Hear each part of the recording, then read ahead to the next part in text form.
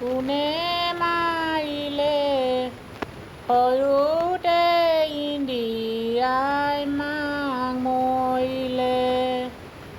ইন্দিৰা দেউতাক কয় নিধনই ধন, ইন্দিৰাই লগতে গোটেই জীৱন।